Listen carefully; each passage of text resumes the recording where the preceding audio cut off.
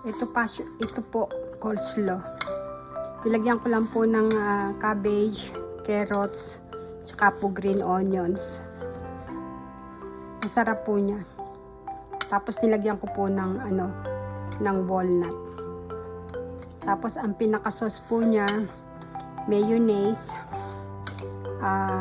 relish, lemon, sugar, tsaka po salt. Yun lang po. May masarap na po kayong salad. Coleslaw. Yan na po. Ang sarap po niya. Meron na po akong recipe nito sa channel ko. Pinakita ko lang po sa inyo. Sarap. Yeah.